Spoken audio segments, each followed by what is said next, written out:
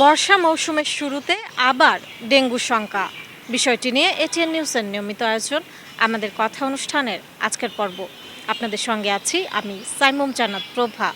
দর্শক, এ বিষয়ে জনসাধারণের মতামত শুনব, তবে তার আগে চলুন দেখে আসি এই বিষয়ে এটিএন নিউজের প্রচারিত একটি প্রতিবেদন।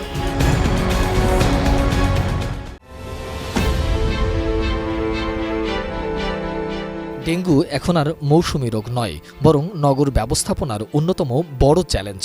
গত কয়েক বছরে ঢাকায় ডেঙ্গুর ভয়াবহতা দেখেছে দেশ। মশক নিয়ন্ত্রণে বিপুল অর্থ ব্যয়ের পরও প্রশ্ন উঠছে কার্যকারিতা নিয়ে। তথ্য বলছে 2016-17 অর্থবছর থেকে 2025-26 অর্থবছর পর্যন্ত মশা নিয়ন্ত্রণে ঢাকা উত্তর ও দক্ষিণ সিটি কর্পোরেশন মিলিয়ে ব্যয় করেছে প্রায় 1000 কোটি টাকারও বেশি। তবুও প্রতি বছরই ডেঙ্গু পরিস্থিতি উদ্বেগ সৃষ্টি করেছে। চলতি মাসেই মশাবাহিত এ রোগে 4 জনের মৃত্যু হয়েছে। এর আগে 5 মাসে মৃত্যুর সংখ্যা 5 জন। গত 24 ঘন্টায় ডেঙ্গুতে আক্রান্ত 220 জনকে হাসপাতালে ভর্তি করা হয়েছে। এ নিয়ে চলতি বছর এ পর্যন্ত 4900 ডেঙ্গু রোগী হাসপাতালে ভর্তি হয়েছেন। কাগজে কলমে বা ঊর্ধ্বতন কর্মকর্তাদের কথায় প্রস্তুতির ঘাটতি না থাকলেও সাধারণ নগরবাসীর অভিজ্ঞতা ভিন্ন। কোনো মশার ওষুধ দেয় না, আমরা ফাঁক পরিষ্কার করে রাই ঝাড়ু মশা করে ঘরে আসে মশা, কোনো জায়গায় গেলেই খালি মশা আর মশা।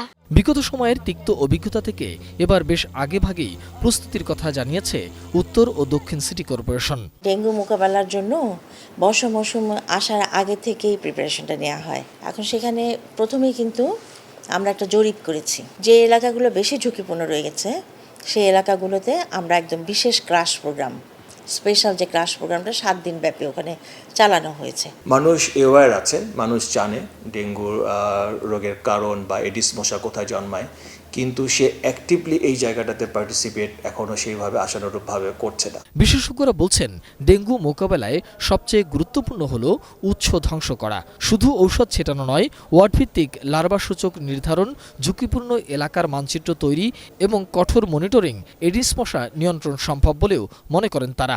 স্পষ্ট দেখতে পাচ্ছি আগস্ট এবং সেপ্টেম্বরে ডেঙ্গু রোগ অনেক বেড়ে যাওয়ার একটি ঝুঁকি আছে, যদি আমরা এখন এটিকে নিয়ন্ত্রণ করতে না পারি। টার্গেট স্পেসিফিক এবং এভিডেন্স বেস এডিস মশা নিয়ন্ত্রণটা করতে হবে। রাস্তাঘাটে যদি আমরা ফগিং করি, ট্রেন বা নর্দমাতে যদি লার্ভিসাইডিং করি, তাহলে ডেঙ্গু নিয়ন্ত্রণে এটি খুব বেশি প্রভাব ফেলবে না।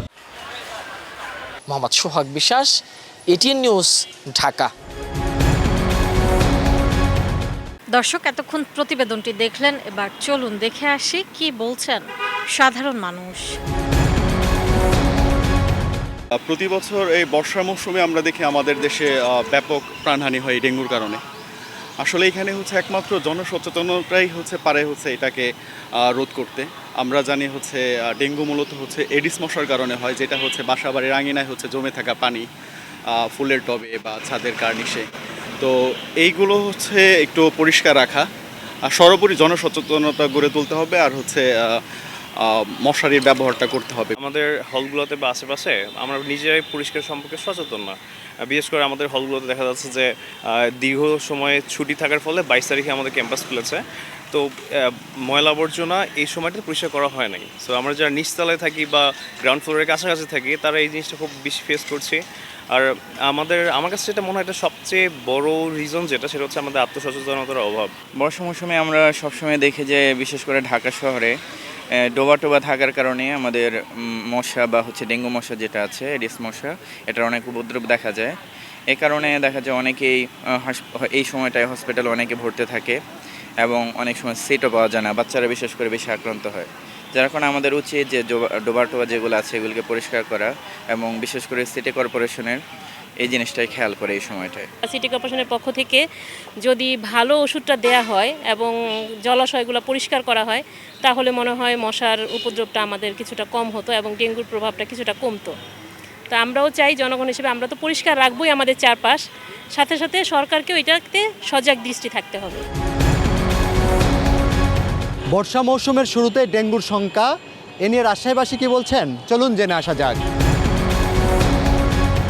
ধোঁয়াগুলো যে দেয় এগুলো নিয়মিত দেওয়া উচিত এবং ড্রেন পরিষ্কার। অনেক ড্রেন আছে যে ব্লক হয়ে আছে, ওখানে জল পরে পচে অনেক ধরনের মশা হচ্ছে আর কি। এতে রাতে অনেক মনে করেন যে অনেক মশা আছে, যে বাইরে বসে থাকলে বুঝতে পারবেন যে কত মশা কামড়াচ্ছে। আমার মনে হয় যে এরকম নিয়মিত যদি আপনার কোনো পদক্ষেপ নেই, তাহলে আমরা হয়তো এই আগামীতে হচ্ছে আরও ভালো কিছু আশা করি। ড্রেনে ওই যে প্লাস্টিক এগুলা আছে, হ্যাঁ, এই যে কুরবানি গেল, কুরবানির কিছু ময়লা টয়লা সহ এগুলা জমা হয়ে আছে, হ্যাঁ, এগুলো পরিষ্কার করা দরকার। আর আজকে স্প্রে করলো দেখলাম, হ্যাঁ, তাতে যে তেলা পোকা বেশি মরছে। আগে যেমন সিটি কর্পোরেশন থেকে আপনার যে মশা মারা যে স্প্রেগুলো গানে স্প্রে করা হতো, এটা তো আর করা হচ্ছে না, যার কারণে প্রচুর মশা। এই মশা মনে করেন তো সাধারণ মানুষজন তো আর মারতে পারবে না, এটা সিটি কর্পোরেশনকে উদ্যোগ নিতে হবে, তাহলে মশাটা মোটামুটি নিধন হবে। পরিত্রাণ পাওয়ার হলে আগে নিজেদের সচেতন করতে হবে, জনসাধারণকে সচেতনের পাশাপাশি সিটি কর্পোরেশনের মানে আন্তরিক ভূমিকা লাগবে সত্যিকারই। শুধু কাগজ কলমের বক্তৃতার মধ্যে রাখলে হবে না, ফিজিক্যালি কাজ করতে হবে। যেহেতু এখন স্প্রেটা দিচ্ছে, যে এটাকে কি বলে, হ্যাঁ হ্যাঁ ফোকাস স্প্রেটা দিচ্ছে, তো এটা যেন আরও বাড়তি হয়, যেন এটা উপদ্রবটা না বাড়ে। আর এটাই সিটি কর্পোরেশনের প্রতি আমাদের অনুরোধ। আমাদের কথাই ঝিনাইদহ থেকে ইমন হাসান স্বাগত জানাচ্ছি। আমাদের কথার আজকের বিষয় বর্ষা মৌসুমের শুরুতেই ডেঙ্গুর সংখ্যা। ডেঙ্গু থেকে আমাদের সাবধান হওয়া দরকার আগেই, তাই না? ডেঙ্গু যে প্রকোপ সামনে আসছে, এই মৌসুমে এসে থাকে, আমরা জানি।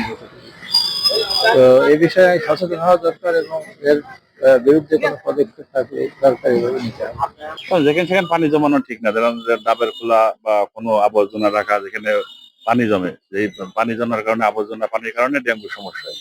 এই জন্য কোনো রকমের কোনো মানে আবর্জনা পানি জমানো ঠিক না, বাড়ির আশেপাশে ছাদের পারে। ডেঙ্গু মশা অনেক এমনি তো বেড়েছে, তারপরেও স্বাস্থ্য মন্ত্রণালয়তে যদি এটুকু দেখে আমাদের জনগণের জন্য খুব ভালো হয়। দর্শক, এই ছিল এটিএন নিউজের নিয়মিত আয়োজন আমাদের কথা অনুষ্ঠানের আজকের পর্ব। বিদায় নিচ্ছি আমি সাইমুম জান্নাত প্রভা। দেখা হবে আগামী পর্বে। ততক্ষণ পর্যন্ত সুস্থ থাকুন, ভালো থাকুন, সঙ্গে থাকুন এটিএন নিউজের।